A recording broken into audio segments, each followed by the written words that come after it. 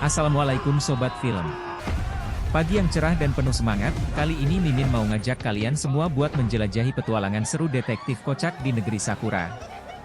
Yuk, ikuti alur cerita film, Detektif China Towon, ke Tokyo Shodown, yang bakal bikin kamu terhibur, tegang, dan penasaran.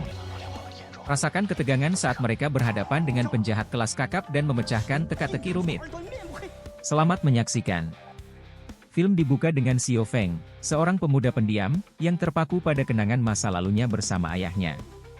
Ayahnya, seorang pria yang penuh teka-teki, selalu menantang Xiao Feng dengan berbagai teka-teki dan permainan.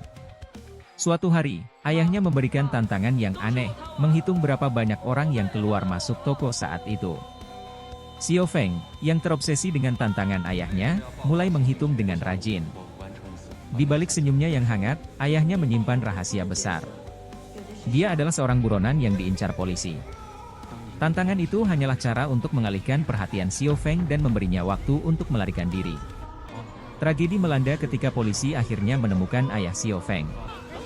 Dia pun tiba-tiba tersadar, dan segera mendarat ke Tokyo untuk menemui undangan dari Noda Hiroshi. Namun Xiao Feng mempunyai firasat bahwa ada yang tidak beres dengan situasi di sekitarnya. Karena dia menjemput Xiao Feng sendirian. Dugaannya pun benar, Xiao Feng menyadari bahwa banyak orang asing yang sedang mengincarnya. Dan terjadilah pertarungan di bandara. Tidak hanya musuh, anak buah Noda pun ikut membantu mereka.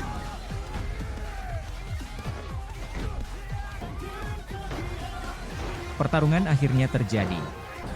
Wanita juga nyerang mereka.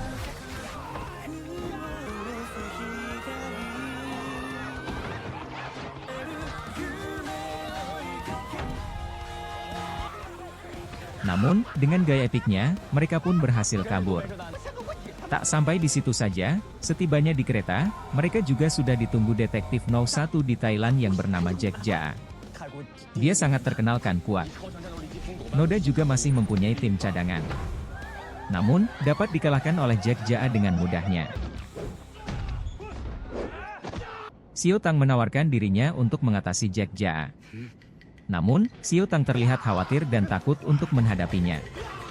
Dengan kecerdikannya, mereka pun bisa kabur dari kejaran Jack Jaa. Keluarnya dari stasiun, mereka dikejutkan dengan banyak orang yang sedang demo. Dan menuntut seorang Watanabe Masaru untuk dihukum atas kasus pembunuhan terhadap Su Chaiwit. Namun Watanabe adalah klien mereka. Ternyata Watanabe dan Su Chaiwit adalah ketua organisasi besar. Dan semua yang menyerang mereka tadi, adalah anak buah Su Chaiwit. Dengan tujuan agar tidak sampai bertemu Watanabe. Tidak lama setelah itu Jack Jaa kembali mengejar mereka tanpa henti.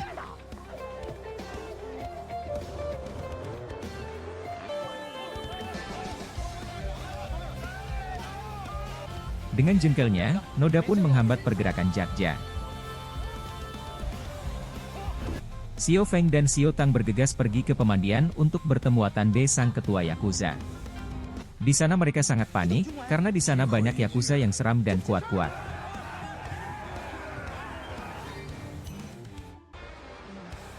Watanabe pun menjelaskan bahwa kurang 3 minggu lagi dia akan disidang dan diberi hukuman mati pada hakim. Dengan tuduhan membunuh Su Chaiwit. Xiao Feng pun bertanya bagaimana kejadian pada malam itu. Watanabe pun bercerita bahwa Su Chaiwit mengadakan pertemuan dengan Watanabe di sebuah kuil yang sangat aman, sehingga sangat sulit untuk diterobos. Su Chaiwit juga membawa banyak rombongan, dan termasuk Kobayashi Anna yang seorang sekretarisnya.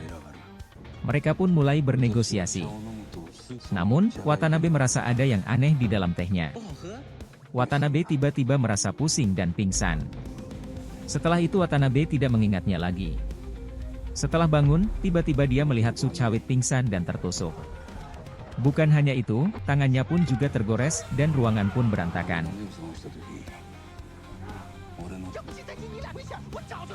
Xiao Feng pun memeriksa ke TKP untuk melihat kejadian pada malam itu.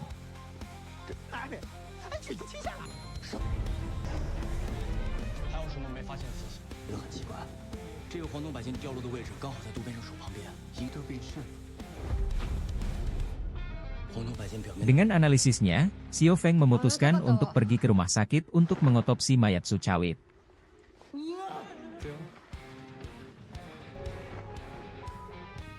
Di saat mereka mengotopsi, datanglah segerombolan posili untuk melihat mayat Sucawit. Untungnya, polisi tersebut tidak menyadari mereka yang sedang berbaring layaknya mayat. Tidak lama kemudian, datanglah Jajaa, yang menyamar menjadi dokter dan ingin mengambil mayat Suhawit juga. Namun, ada suster yang menyadari bahwa Jajaa membawa mayat tersebut. Tanpa pikir panjang, disetrumlah suster tersebut dan dimasukkan ke karung mayat. Namun, tidak itu saja, anak buah Watanabe juga ikut mengincar mayat itu dengan tujuan, agar tidak adanya barang bukti. Namun semua gagal, mayat yang sebenarnya masih di dalam ruangan tersebut. Dengan segera, Noda dan Xion Feng menganalisis bahwa ada suntikan aneh yang tidak dijelaskan oleh tim forensik. Dengan keahliannya, mereka menyimpulkan bahwa yang dapat menjawab pertanyaan-pertanyaan itu hanya Kobayashi Anna. Namun, di saat mereka semua datang ke tempat tinggal Anna, Anna pun telah diculik oleh seorang pembunuh berantai dan si pemerkosa. Dengan keahlian Noda, lokasi pelaku sudah dia dapatkan. Lokasinya melewati lorong-lorong, gang-gang sempit dan gelap. Sesampainya di lokasi tersebut, mereka tidak menemukan seorang pun, akan tetapi mereka menemukan sebuah video live, yang di dalamnya terdapat Nona Anna yang terikat. Penculik itu memeras mereka dan menginginkan uang sebesar 300 juta yen. Kalau tidak, Nona Anna akan dibunuh. Namun, penculik itu tidak hanya meminta uang. Dia juga memberi teka-teki sulit YG harus dipecahkan. Hitunglah, berapa banyak orang yang melintas persimpangan tersebut. Setelah dia gagal 2 kali, akhirnya Xiao Feng memutuskan untuk naik bis dan menghamburkan uang ke jalanan, agar semua orang yang menyeberang berlari untuk mengambil uang. Dan jawabannya adalah 0. Setelah menyelesaikan teka-teki itu, Xiao Feng mendapatkan lokasi Nona Anna, yaitu di ruang bawah tanah yang curam diikat di sebuah besi. Dan Anna akan segera tenggelam jika tidak segera mematikan pompa airnya. Namun, pompa itu tidak akan berhenti jika Xiao Feng tidak membunuhnya. Karena, pompa tersebut sudah terkoneksikan ke detak jantung penculik.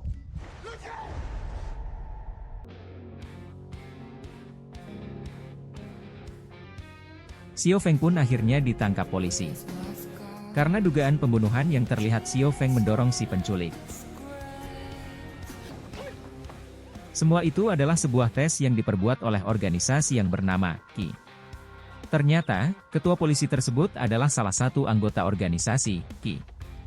Dengan tujuan jika Xiao Feng berhasil untuk melakukan tes kepada Xiao Feng, dan Xiao Feng diajak untuk bergabung ke organisasi yang bernama Ki. Namun, Xiao Feng menolak ajakan ketua polisi tersebut.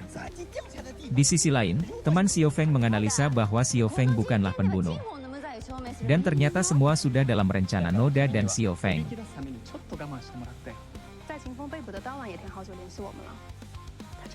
Alhasil Xiao Feng pun dibebaskan.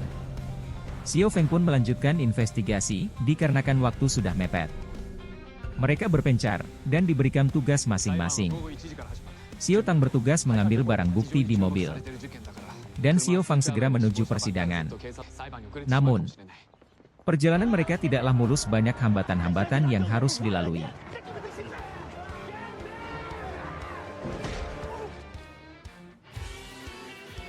Setelah Xiao Fang sampai di persidangan, Xiao Fang menjelaskan bahwa pembunuhnya bukanlah Watanabe melainkan Nona Anna.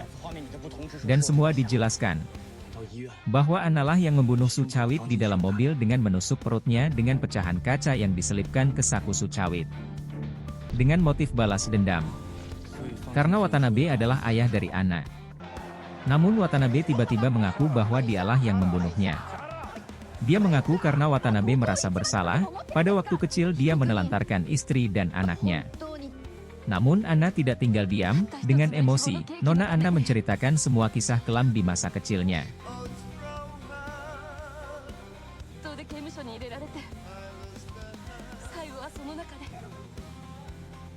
Dengan kesaksian Nona Anna, hakim menunda proses persidangan dan Nona Anna yang menjadi tersangka. Nah, itu dia sekilas tentang detektif China Town, ke Tokyo Shodown. Bagaimana?